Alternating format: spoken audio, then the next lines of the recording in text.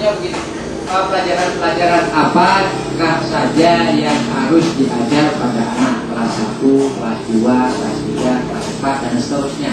Itu dimuat pada standar isi.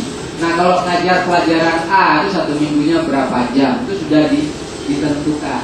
Ibu kalau mau ngubah silakan ngubah, tapi itulah ceritanya harus buat dulu KTSP sendiri. Problemnya di situ sekarang. Nah, sebagai ngapain dikeluarkan standar isi kalau bisa diubah-ubah? Sebagai acuan bagi kita untuk melihat inilah patronnya. Di situ dikatakan boleh sekolah 34 sampai dengan 38 jam per minggu. Dalam 1 tahun, maaf ya, 34 sampai dengan 38 minggu per tahun maksimal kita mengadakan proses pembelajaran. Nah, kalau memang dalam kategori itu cukup, silakan tambah jam belajar. Andaikan matematika di kelas 4 sudah susah karena memang akan kuat gitu kan. Ingin ditambah volume jawabnya, silakan. Nah, sekarang kita bicara tentang SKL. Ibu boleh buka tempat SKL-nya, Bu. Ini juga cuma sekilas pandang saja.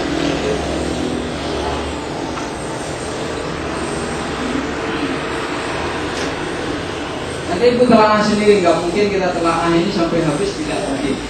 Saya cuma mengasih bayangan, terus kita tanya jawab apa yang dimaksudkan dengan SKL. Terus kita pindah ke materi inti. Di situ saya ambil contoh yang pertama saja, Bu. Sekolah dasar SD, madrasah ibtidaiyah atau MP, pendidikan agama Islam SD dan MI. Yang pertama, saya mau kaji dulu yang di atas, standar kompetensi lulusan. Kapan anak-anak dikatakan lulus? Yang pertama, yang paling kecil dulu saya mulai, kompetensi lulusan KD, SK. Kecil lagi lulusan KD, kecil lagi indikator. Nah, kalau nggak lulus indikator ini baru ada patokan apa dia ini harus dibuat remedial. Patokannya hanya sehingga nanti muncul yang namanya kriteria ketuntasan belajar. Kalau dulu namanya SKBM, pernah dengar istilah itu? SKBM belum. Kalau KTSP sekarang bilangnya KKM, kriteria ketuntasan minimal. Jadi setiap mata pelajaran itu punya nilai itu. Andaikan nanti masuk materi Pak Kelvin, ini cuma sekilas pandang tentang produk KTSP. Dapat pelajaran KKM, pelajaran agama, dapat nilainya umpamanya 70. Setelah itu terus ada sebuah indikator umpamanya membaca Al-Quran, surat Al-Fatihah. Itu umpamanya indikator sub mata pelajaran. Indikatornya mata pelajaran itu dapat nilai umpamanya 65. Kalau ada siswa yang dapat di bawah 65, baru ada hak kita membuat remedial. Nah, 65 yang tadi saya sebutkan itu dihitung. Kriteria penghitungannya ada, tata caranya ada. Memperhatikan yang pertama sarana, ada enggak misalnya. Memperhatikan kualitas anak didik kita pandai atau tidak. Itu ada kriterianya. Terus memperhatikan yang namanya kompleksitas, kerumitan materi. Kalau semakin rumit, maka jangan semakin gede nilainya. Tata cara mainnya itu ada, sehingga ada patokan dan ada hak kita membuat remedial bagi siswa. Mungkin selama ini kita asal ngambil nilai saja itu 65 baru. 65 itu datangnya dari mana nggak pernah ditelaah, sayang. Bisa jadi nilai kita itu nggak mesti 65, bisa jadi 63 setelah kita itu. Sehingga di awal-awal KPK, Ibu pernah dengar nilai ketuntasan 75? Dulunya di SMA 2 karena bingung memahami kurikulum, semuanya harus dapat 75. Waktu kita tes anak-anak kan nggak dapat nilai 75. Jadi semuanya nggak ada. Kelas 1, kelas 2, kelas 3 sampai kelas 6. Nah, kita membuat SKL yang lebih kecil daripada SKL akhir. Nah, bagaimana SKL ini kepingin dipotong? Umpamanya surat Al-Fatihah sampai surat An-Nas, tidak boleh. Nah, bagaimana kalau ditambah? Silakan. Sehingga kita mempunyai produk KTSP yang bisa berkumpul yang ini, kita nggak lihat yang lain, maka kita telah buat sebuah dosa. Kalau memang hari ini kita benar-benar yakin kita itu sebagai pendidik, karena tidak ada hak kita meluluskan. Tapi apalah cerita, ini hanyalah sebuah untayan kata teoritis, prakteknya lain ya. Kalau tidak kita tahu ini yang harus dijalankan. Masalah prakteknya keponakan si Fulan lah, keponakan si Fulan lah, dan seterusnya lah, sehingga kita kadang-kadang keluar daripada aturan dan kata yang ada. Saya kira itu saja. Yang lainnya silakan Ibu teruskan. Pokoknya jangan sampai salah jawab ya. Saya ulang dari awal. Ayo Bu ya. Ada masalah. Iya enggak begini. Saya ulang dari awal. Ibu tadi jawabnya besar kan? Sekarang saya ulang dari awal. Supaya Ibu enggak jawab yang lain, jawabnya yang besar. Kan yang bagus yang model pertama atau yang kedua? Yang pertama. Yang pertama, yang kedua lah Bu.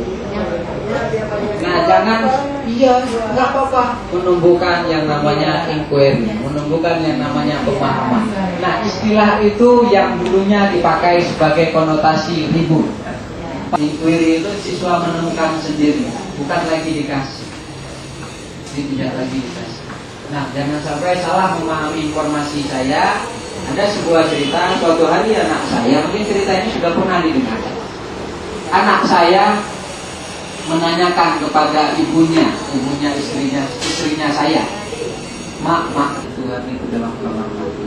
Saya mendengar ucapan anak ke istri saya, terus istri saya kan nanya ke saya, mas, pernah bilang sama si adik Tuhan itu dalam kamar mandi. Saya tak terkejut. Kemudian saya punya cek, suatu hari kejadiannya begini. Waktu bangun pagi, duluan dia bangun ketimbang saya bangun. Dan begitu bangun langsung dia ke kamar mandi. Karena anak-anak mainnya kan suka main air ya, lama biasanya ngobrol ini ngobrol itu, main air, banyak main airnya. Saya nunggu di depan pintu itu sudah, hati-hatilah kita bermain. Itu hikmahnya besar juga. Hati-hatilah bermain di kelas 1, kelas 2, kelas 3 dengan sebuah informasi. Kalau salah mencerna itu sangat luar biasa parah. Nah, yang paling parah kan dulunya orang tuanya itu gak didengar, mesti gurunya. Tiba salah informasi. Mungkin kalau kita guru bangga. Nah kalau pula anak kita posisinya itu juga akibat salah. Nah bahan ajar adalah yang dibawanya segala bentuk bahan yang digunakan untuk membantu guru instruktur dalam melaksanakan kegiatan belajar mengenai lingkungan suasana yang memungkinkan untuk siswa belajar. Di situ ada yang namanya seperangkat materi. Kira-kira seperangkat materi itu bentuknya macam mana? Kalau larinya ke administrasi, guru wajib memiliki yang namanya silabus.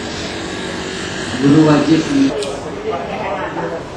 sendiri Bu ya, berarti Ibu lebih menang. Saya jujur nggak buat, saya belum buat. Kebetulan karena kemudahan saya akses informasinya banyak, tinggal punya orangnya saya ambil. Kalau buat sendiri belum. Ibu nulis sendiri.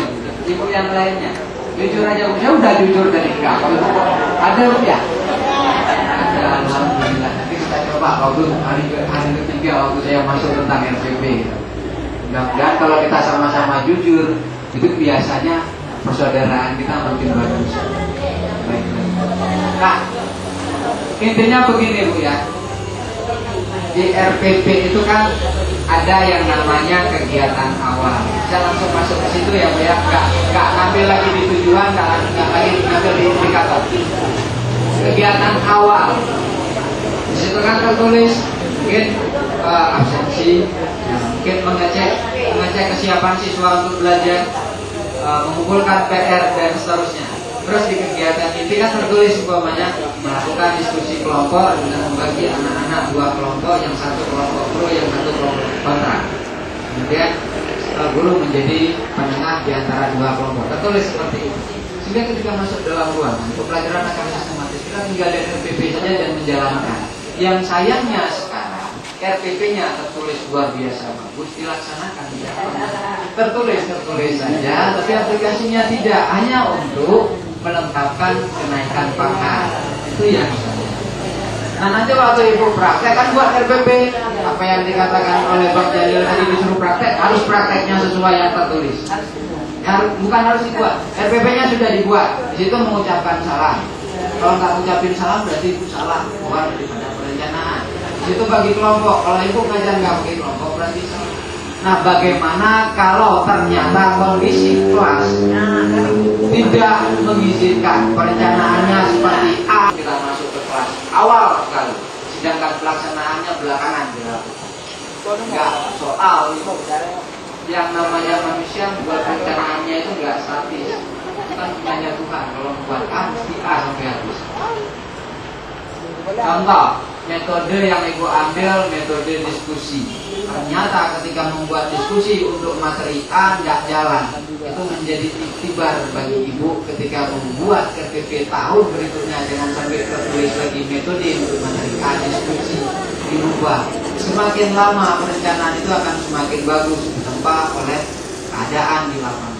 Ketika itulah kita baru mengatakan RPP saya ini luar biasa bagus kalau dikondisikan dengan kelas yang ada di sini. Intinya apa? Jangan sampai RPP orang di Jakarta dibuatnya diterapkan saya tidak sesuai dengan. Nah kalau keliru itu dirubah waktu tahun berikutnya, semakin lama dirubah dan diteliti. Pada suatu saat ibu akan memiliki sebuah pola yang akan mungkin paling bagus menurut ibu. Bisa jadi tidak bagus menurut orang. Nah sekarang RPP itu siapa yang punya bu? Sekolah atau guru? Guru pribadi, bukan punya orang. Contoh SMA 2 punya guru matematika 6 orang. Itu masing-masing orangnya punya RPP yang boleh berlainan, boleh bersamaan. Tapi intinya sesuaikan dengan kondisi di mana dia belajar, kelas mana yang dia belajar. Kalau silabus punya siapa? Guru atau sekolah? Punya sekolah yang diberikan kepada guru yang membuatnya, tapi guru membuat ngasih ke sekolah, terus sekolah kasih